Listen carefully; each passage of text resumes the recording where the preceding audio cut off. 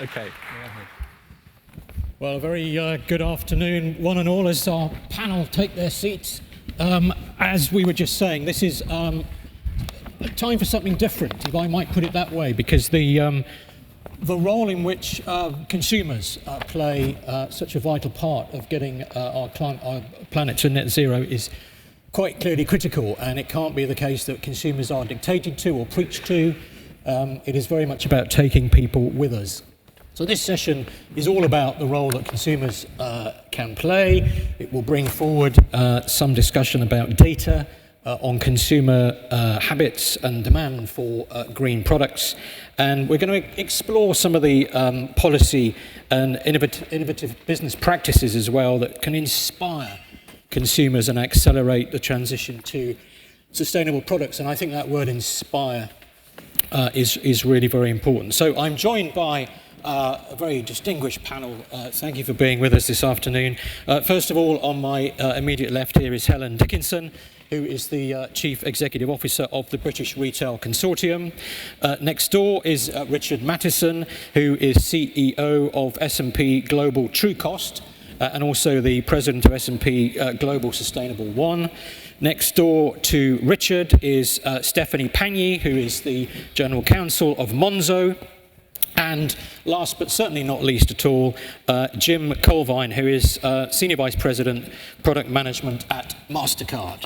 So we will have some time at the end for questions. Can I just add that there will be 10 minutes or so which we will allow. So please do. It's an opportunity for you to come forward with your thoughts, your ideas and your challenges for the panel and any questions that you might have. So please do make notes of those as we go along. So let me begin, Jim, with you, if I can, just to kick us off. Have you noticed, or how have you really picked up on this issue of consumer demand for green products?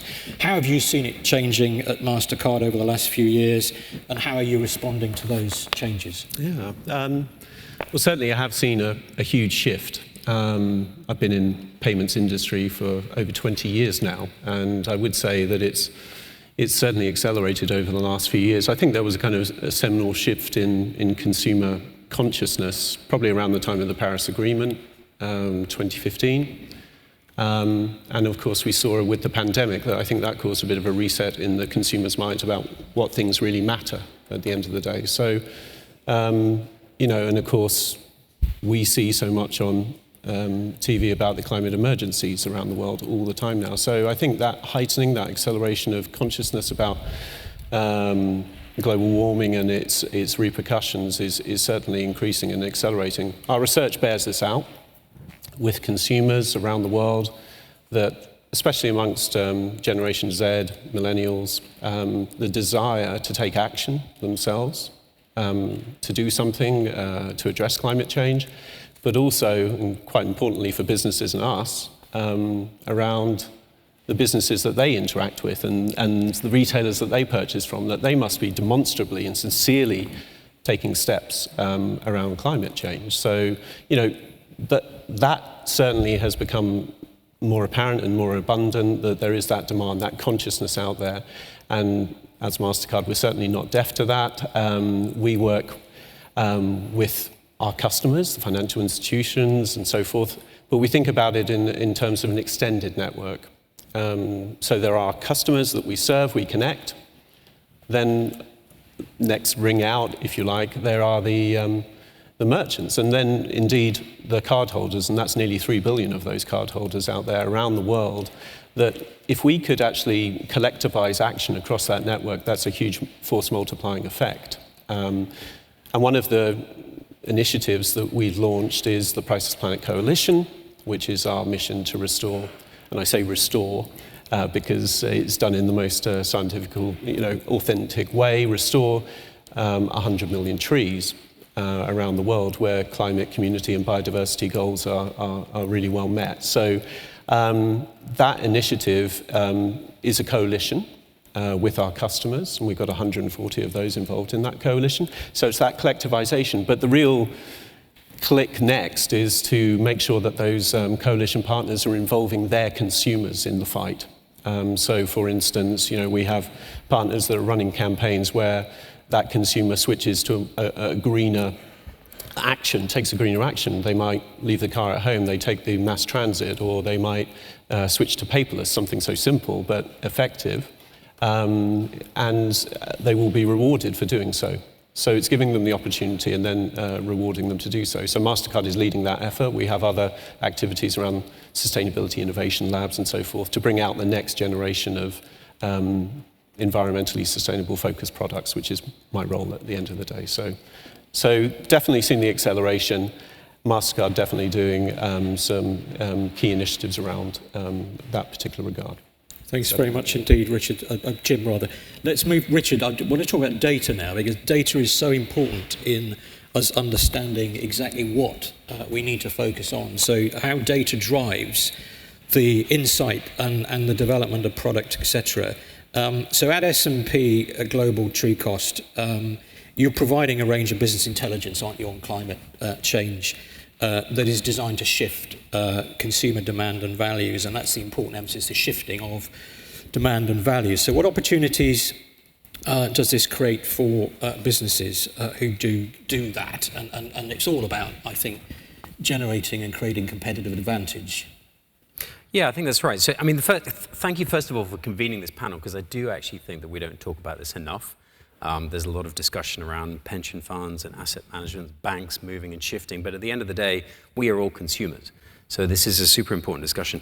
I think, at the end of the day, the cost of inaction on climate change is an order of magnitude greater than the cost of action.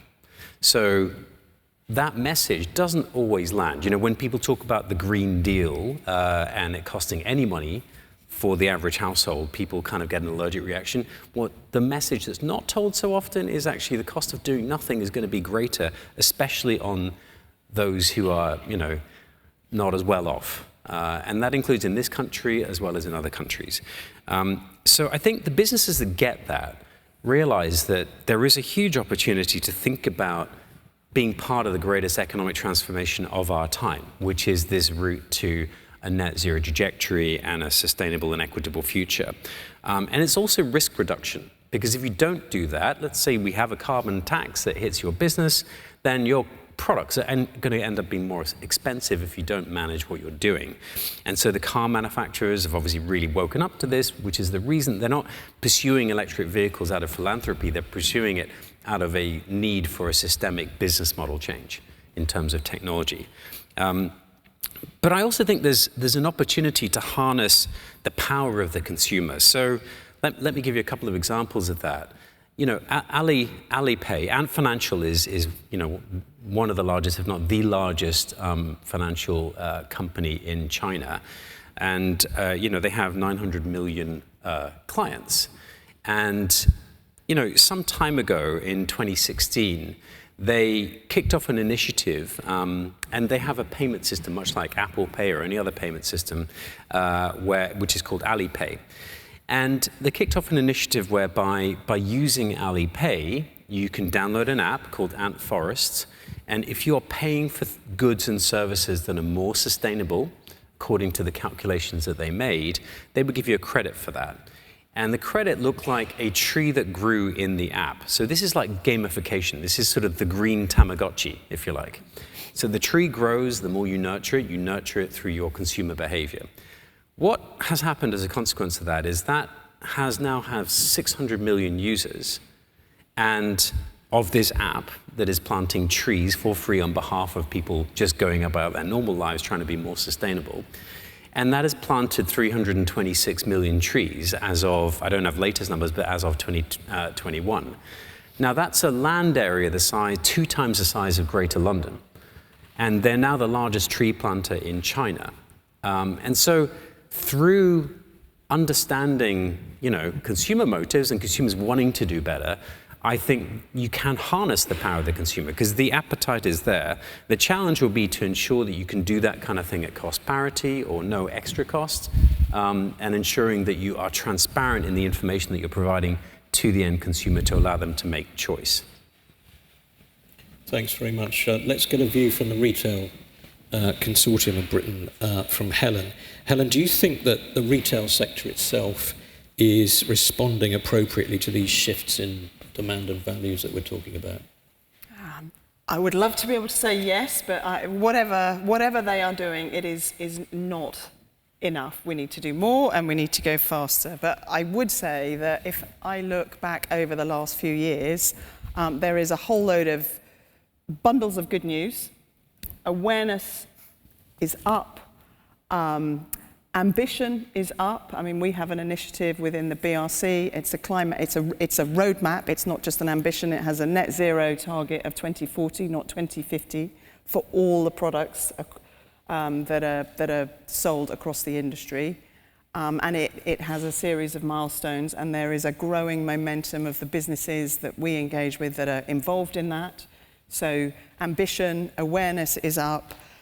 There is more appetite for businesses to collaborate with each other, which I think is an absolute necessity. But at the end of the day, there is still, I think, a perception out there that it is seen as a cost as opposed to an imperative investment that is needed.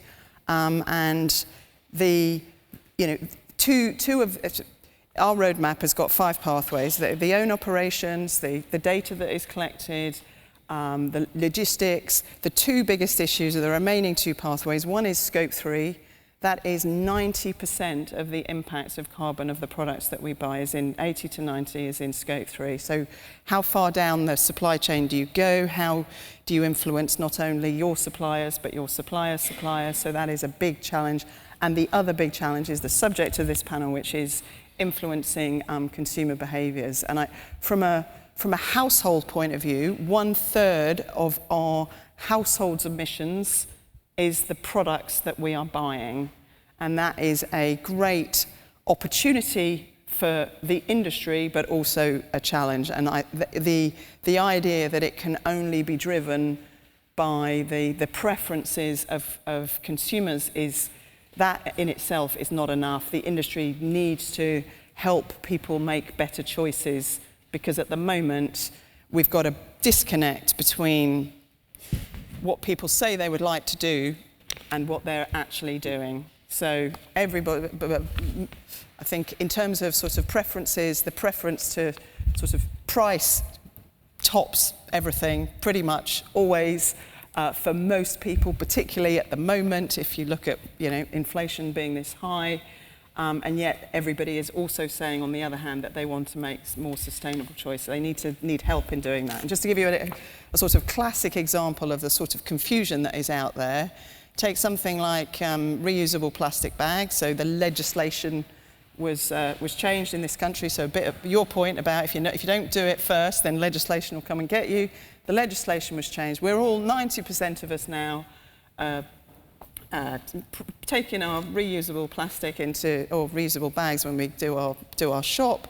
The number of single-use plastics gone through the floor. Impact on the 200 million total tonne of carbon equivalent, not even in the rounding. Less than 0.1% of retail's carbon emissions. About 1/3 of people over the last few years have started eating a bit less meat. We haven't all become vegan. Less meat, 1/3 of people, shift in behaviours, 7% reduction in emissions. So, but that is probably, we don't talk about the fact that we all need to eat less meat. We talk about the fact that... Yeah, it's about the difficult messages. Exactly. Mm-hmm. So that retailers is where we've got to get real and talk about the tough stuff.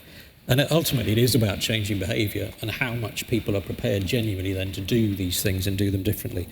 Thanks, Helen. So let's talk about product development for a little while now, because there's been this influx of new guidance and regulation on green products. So Jim, can I come back to you at Mastercard? How has that facilitated the introduction of more sustainable offerings from your perspective? I think one of the key themes here is about trust, consumer trust. There's a sort of alphabet soup out there of particular, guidances and guidelines. And when it comes to making any claim from a business, a manufacturer's, or retailer's perspective, it absolutely has to be authentic and transparent to the consumer, because it doesn't take much for that trust to be broken, clearly. So the regulatory and the guidance around, obviously the recent directives about I really don't want to say the word greenwashing because that always gets me, but full screen claims clearly, but there's much more dramatic legislation around that coming in. We see that in the EU and in other places. So that's important, that trust is established and retained. The reporting requirements, I think, that are informing, product development as well, and for instance, around the regulatory around emissions recording and reporting from businesses as well. It's so hard and complex. If it's clearer, it's simpler, then it will speed the change up much more into the transition to a greener business and the greener products that are actually produced at the end of the day. I think for us as Mastercard, some of the stuff that we're doing around carbon calculation with our partnership with Economy, who are the scientists when it comes to this carbon calculator, to give that power at least to inform consumers at the end of the day of their own personal carbon footprint, but relate that to things that make practical sense and inform and inspire and enable them to take action if they so choose to do so. So I think trust, reporting and information delivered in the most practical and sensible way is the way forward for us. Thanks. To drive the change. Yeah, absolutely. So staying with the product or the banking side of this, so it's definitely Monzo, you've got a rapidly growing retail base, younger customers, younger predominantly, I think, is the case. Although we do have some older customers. And some olders as well. But I think you're interesting because you have got the Gen Zs, you have got the youngsters. What is your take on what we're discussing today, and what are you doing to make sure consumers are supported in making greener choices? Yeah. Thanks, Keith. So yeah, we do. We have we're just approaching 7.5 million customers now. So we get some really good insights in terms of the things that matter to our customers from the green agenda. And Jim's actually touched on a lot of the really important items: transparency in terms of our position on our green credentials. So we think about it through two lenses. The first one is our corporate lens. So what are we, Monzo, doing to reduce our impact on the environment? It's almost like get your house in order first. It starts at home. And we've gone to great lengths to understand our carbon footprint. We use a creditable carbon calculator. We work with a number of climate advisors in partnership, and we report our footprint to a market-leading standard. We report our scope 1, 2, and 3 emissions. And as Helen said earlier, because we're a digital bank, by far the largest portion of our carbon footprint is attributable to our scope 3 emissions. So we're already working with our supply chain in ways in which we can actually incentivize them to come on the journey to reduce that footprint with us. And we have made a public commitment to reach a net zero by 2030, and we have a full reduction plan in place. And we're very transparent, and we share that with our customers because it's very important for us that they understand that if they choose to bank with us as their bank partner, that they understand what our position is on our own impact on the environment.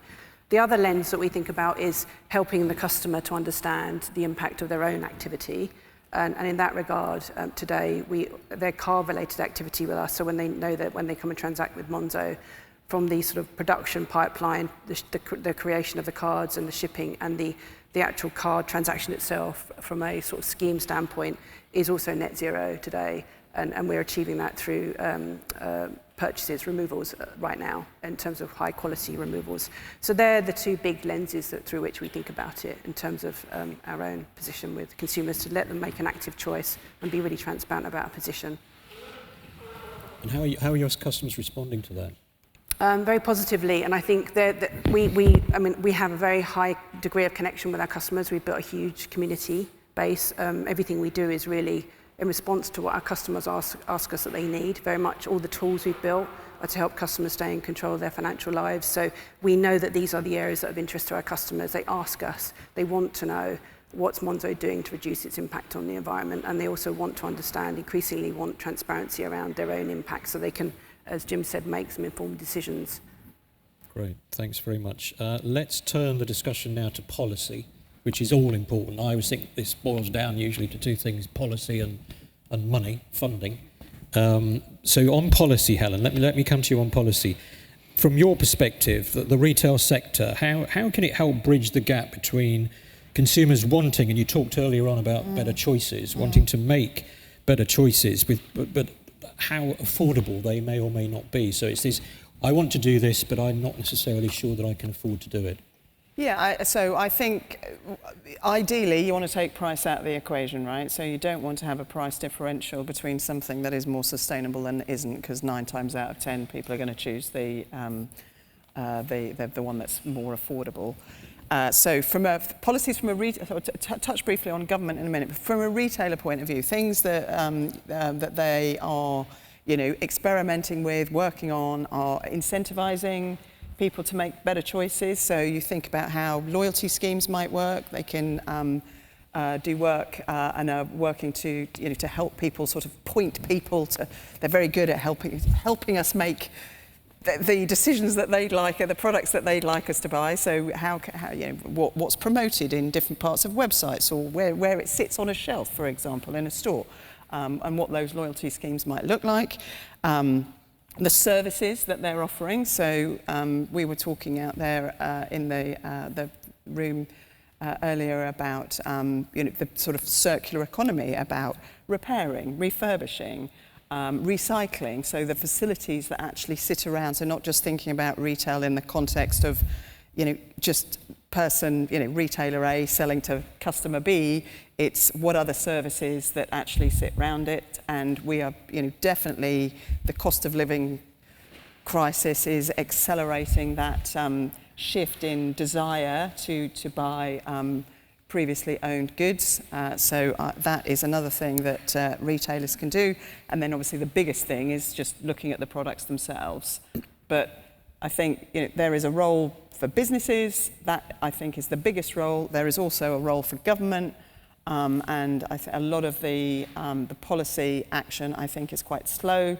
If you take something that's more sort of immediate, like logistics. So there's been quite a lot of activity around electric vehicles. I think the technology is really clear on light goods vehicles, but there's a big sort of investment type question about HGVs and is it hydrogen? What sort of biogas? What's the infrastructure that we as a country are going to move to?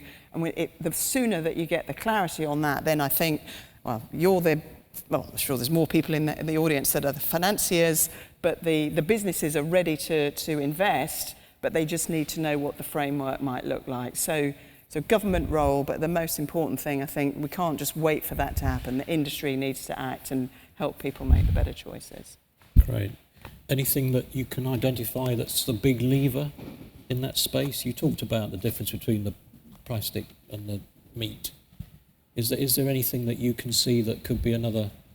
I mean, diet is definitely, is without any doubt the biggest. If you look across all of the sort of, again, back to my, the product, my household emissions, 1/3 of that is the products that we buy. The vast majority of that is the food that we eat. So everything from how much of it we waste to how it gets produced, the sort of the farming methods, to what exactly it is we eat. So the food industry has got the biggest part to play. And actually, interestingly, in working right across the industry, they are often the ones that are at the forefront of many of the developments, and that is helping people in other industries, in fashion, in homewares, to sort of follow on behind, if you like, into some of the initiatives. Great, thanks. Richard, can I bring you back in on the question of policy? What's your take then on how this whole area of policy can enable consumers and businesses to develop better green products? And most importantly, what progress do you see in being made? Where do you think the focus should be? Yeah, I mean, to my mind, there's two major areas of levers for policy, for a role for policy. One is being clear about consumer choice. We've talked about that. And the other is actually choice editing, what I would call choice editing. So consumer choice, well, what do you need to do that? Think about like food labeling or something like that. We need to be clear to consumers as to what their impact is. Some time ago, a UK retailer of repute said that by 2020 it was going to label every single product and have a carbon footprint on the packaging of that product by 2020. That didn't happen. Now, I understand it's a huge challenge. That was possibly a lofty goal too far. But it actually didn't happen. It went nowhere near close to happening. But yet we can put labels on food products that tell you exactly, right down to the last 0.1 gram of fat or protein or carbohydrate with a traffic light system that is easy enough for consumers to understand. So I think we need to make more progress on transparency, and I think there is a role for policymakers in that, because with transparency comes risk of greenwashing. So as much as people hate that term, I do think we have to have clarity and some standards in that space that would work. There are a strengthening set of requirements from the Advertising Standards Authority in the UK, but that has led to green hushing. We're seeing people actually stopping saying that they're going to do certain things with their supply chains, whatever. So I think we have to take a tempered approach, not let the perfect be the enemy of the good, not promote false accuracy, understand that there's a little bit of uncertainty in all of this. There's science and there's a touch of art in Scope 3 assessments, for example. But let's be transparent. And I think we need to do that in order to offer consumers choice. The second part, though, is about choice editing.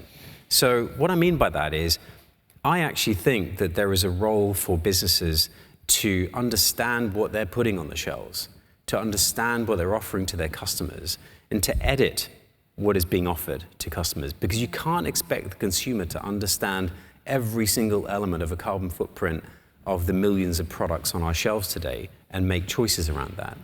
And I'll give you a really simple example. Like, let's say we have a fantastic weather this weekend. How many people in this room might contemplate having a barbecue? British people love barbecues. Take those barbecues. How many of those barbecues are going to use a fossil fuel to power it? Gas or coal? Charcoal. Lots, I would say. Maybe we should just ban charcoal on barbecues, because there are alternatives at cost parity to charcoal that we should definitely be using.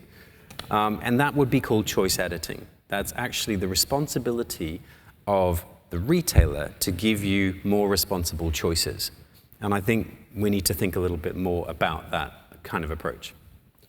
Helen, a view from you on that. Two things. I've not heard green hushing. I know, you heard it here first, right? I'm like, you've got green wishing, you've got green washing, green hushing. On this question of green hushing and choice editing, what are you seeing amongst your members? I think the green hushing point is very interesting, because it's an ongoing conversation that we're having with the CMA at the moment, because it is absolutely right that people should not make misleading claims. So I'm not supporting that in any way. But so I think it is completely appropriate that they should investigate where they see bad practices. However, at the moment they are sort of working on guidance, but that's still leading to a lot of questions by businesses, and people are pulling back, as you're saying there, Richard, that from actually, talking about what it is that they are doing and helping people make better choices, because they want to be ensuring that they're doing the right thing.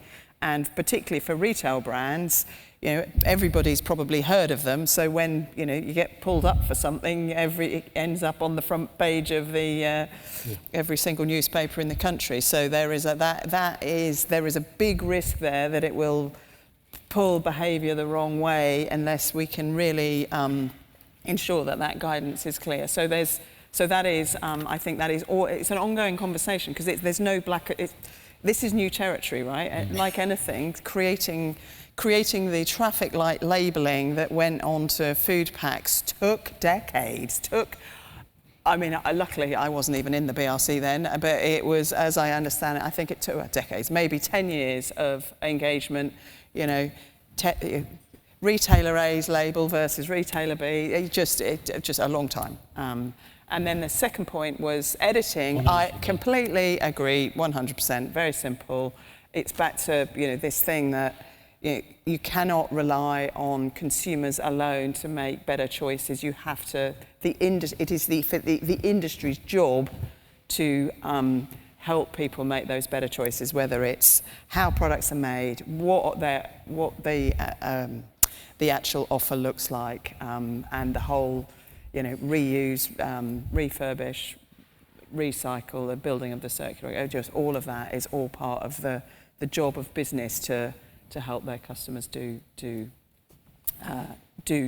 good that they want to do. And Stephanie, on the banking side, how do you think mainstream banking can drive this really important area of better, greener choice for customers and consumers? Yeah, so we've heard, and I agree with everything that's said about the encouraging consumer choice through transparency in terms of the impact of their daily activities. One of the other things I think is really important is enablement, so empowering consumers. And I say that through the lens of, as I mentioned before, we have huge high levels of connectivity with all of our customers, and everything we've built essentially has been built in response to customer need. In the sense, we built tools to help customers manage their daily lives, their financial lives. We're encouraging the building of safety nets for customers. It's never been more important than it has been today, obviously with the cost of living crisis. And what we see is people just juggling, trying to manage day to day with their day-to-day demands and their needs. And so I suppose my challenge would be how do we ensure through the very important, I think, private-public partnerships that are going to need to be developed, and through the developing of a holistic strategy, how do we ensure that we help people execute on those choices? Because for many people, this will be an affordability challenge. The transition to net zero, not just the day-to-day choices we make, but the way we live our lives, our homes, our means of transport. It's just going to be very important that there's a holistic strategy to enable everyone to transition, and we don't create environmental exclusions in the way that there are other exclusions in parts of communities. And we've heard earlier today some of the important work that's going on in that regard, but I think it needs to be more ambitious, and I think it needs to be more holistic, right through from means-tested grants for people that genuinely can't afford to transition their house and implement solar panels and heat source pumps, right through to the full suite of preferential pricing and incentivizing financial services to be able to offer those products and services in partnership, obviously, with a fully formed government strategy. Yeah, I think there is, and actually one thing that we're observing at the City of London Corporation is a move to more community and neighbourhood-based approaches to tackling, particularly things like putting solar panels on not just taking one roof, but doing the whole neighbourhood, the whole street. And actually that brings forward projects that are more investable at scale, which I think we need to see more of. I'm going to come to the audience now. Thank you, panel, for now. I'm going to come to the audience for thoughts, questions. You've been sat here all day. Come on, I bet someone's got a question, she says. Yes, please, thank you very much. Just wait for the microphone to come round. I hope we've got microphones ready. I'm going to test the production now, because we did have an audience Q&A scheduled, but without a mic, it's going to be difficult. So it's coming.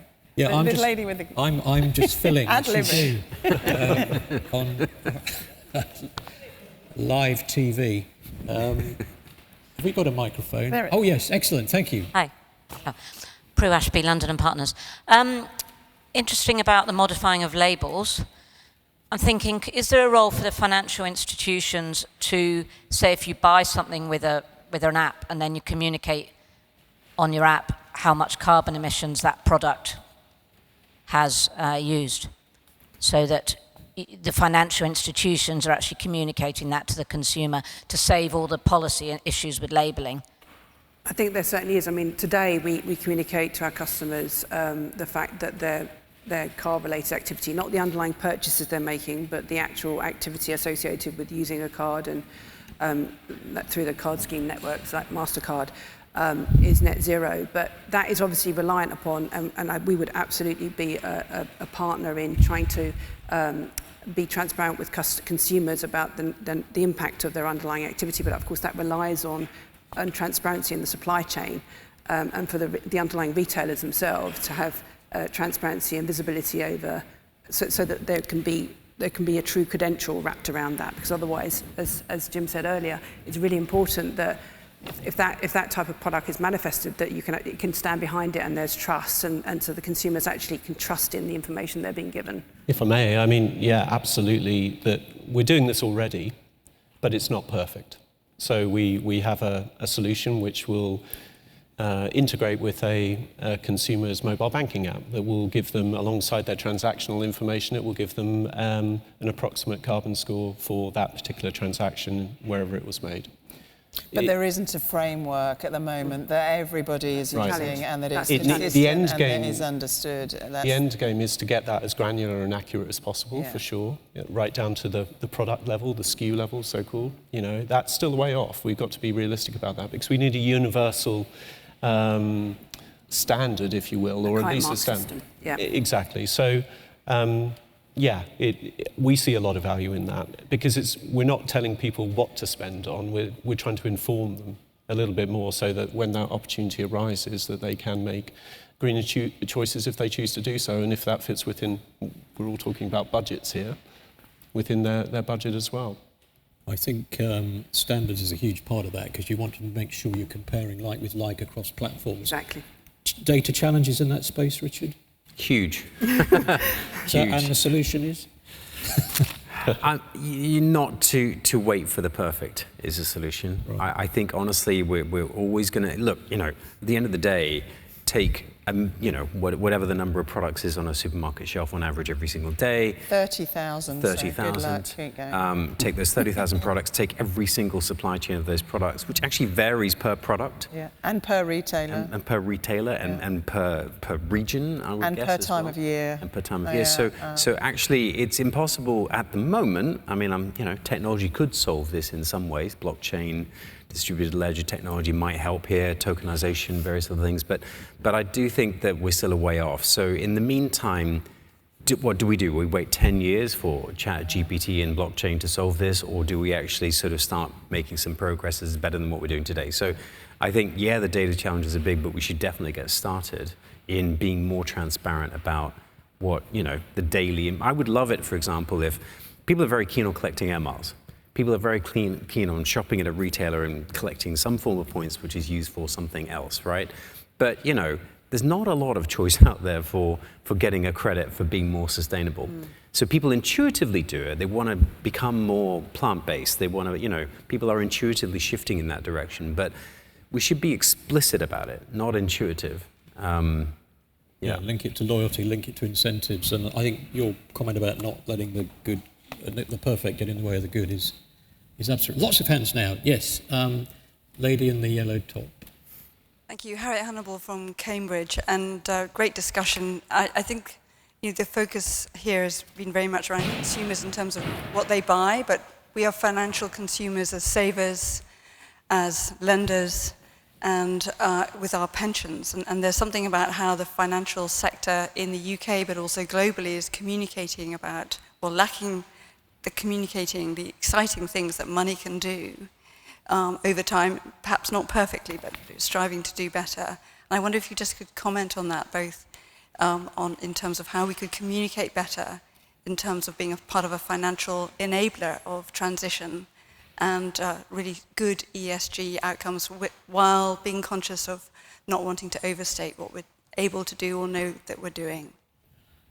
Just a quick, certainly from a retail point of view, I've got more and more of retailers are, you know, saying to me that whether it's banks, other sources of finance, you know, the criteria that are being used for lending for things are shifting, right? So the more that can move more quickly, I think, is a driver again of behaviours. Certainly from the investment community, many of them are asking that question. And those questions as well. So you've got the consumer angle, you've got the investor angle, you've got the financing angle. All of those are driving a shift in behaviour. So I think from that, which isn't quite perhaps the question that you were asking, but I think there is a major role there in asking the right questions of your, you know, be the right criteria of your customers to, you know, back to the nudging consumers. You know, somebody else's scope 3 is someone else's scope 1, right? It all flows up the supply chain. So if the more that every step of it is influencing the people further down, it drives the change, doesn't it? Yeah. And when it comes to retail, comms and engagement is absolutely everything, isn't it? Can I just right? Yes, please. Sort of answer that? Yeah. So I think in terms of like we partner with several wealth platforms, some small startups, lots of organizations trying to get to grips with this. The idea would be, with the rise of the robo-advisor, like, an online advisor who can help you think about your investments, who can start to filter through your preferences. We're not being explicit enough about preferences that are linked to sustainability for sure. So simple ways of saying, you know what, yes, I'm at this type of risk profile, this stage of saving or, saving for a pension, but also I am interested in, I don't know, water or those types of things. The problem is all those types of categorization of preference are all very different between the different platforms. So again, standardization of that will definitely help, even though that might not be obvious at first pass to those different individual platform providers. Because then retail consumers know what those definitions are. Like if you're talking about nature, yes, I want to do something on nature, let's define it and have the same definition across all retail and wealth platforms. If they're all different, it ends up somebody's going to accuse you of greenwashing. And I think that's the big challenge right now. Yeah, okay. Over here, gentleman with his hand up there. Thank you. Thank you. Tony Burden, I had a campaign called Make My Money Matter. So I'm just building on your last point. And Helen, you were saying, what levers do we have? Well, one of them obviously is where you put your money in your pension, your choice of pension or your bank. The problem is for ordinary people, they have no idea how green their pension is or how green their bank is. So given that our money is just so powerful, it builds the world around us, what thoughts do you have on how to make sure ordinary people know how green their pension is or how green their bank is and make better choices? Thanks. Yeah, I mean, I'll take that. I mean, the way we thought about this is, as I described before, which is to really be focused and transparent on the things we can report with confidence about our own impact on the environment so that our customers know. And I think standardizing the reporting is going to be a big answer to this. So I mentioned before, not all banks report Scope 3 emissions. Many of them only report Scope 1 and 2. And I think it's very important to report the whole footprint because that's the reality of your totality of your carbon footprint. And then, of course, it also prompts very important work to work with your supply chain to then create this sort of ecosystem, if you like, a sort of movement towards reducing our impact on the environment and then ultimately reducing and eliminating our carbon footprint. So I think that's very much the way we think about it because then that gives consumers transparency so they can understand, we do the same with how we invest their money in their deposits. We're very transparent about how we invest their money in deposits and so they can understand how that money is being deployed. And then finally, just making sure that everyone reports to that same standard because that's where the comparison becomes very, very difficult for consumers, I think, in terms of relative choice. Richard, yeah. I was just going to say, I think, again, it gets back to choice and then choice editing. So offering choice, there were 1,200 at last count mutual funds and ETFs linked to climate change specifically. But are they all classified and defined in the same way? No. Is that very clear to everyone? Not really. There's different ways of calculating things. So I think this gets back to standards and then the interoperability of standards in terms of reporting and transparency between different jurisdictions in the world so that your money's going to go roughly in the right place that you want, however you define right. But then there's also, for example, James from the Phoenix Group was mentioning earlier about, changing the default choice, which actually is choice editing. That's basically saying we're going to take some decisions on your behalf that will change your default route for your money. And if you want to choose otherwise, that's fine. But the default is now going to be this, which is different from, a massive passive strategy of some sort, for example. So I think that's, in terms of financial consumer products, it's the same thing as I would say in terms of just normal retail, which is, offer more choice, but make sure it's transparent and classified in the right way. But then also choice editing has an important role to play, I think. Well, time is, I've got red now on the screen down here, so I'm really sorry. I'd love to take more questions. Thank you for participating in the interactive element of the session. Thank you to Helen, thank you to Richard, thank you to Stephanie, thank you to Jim. Please help me thank them. Thank you.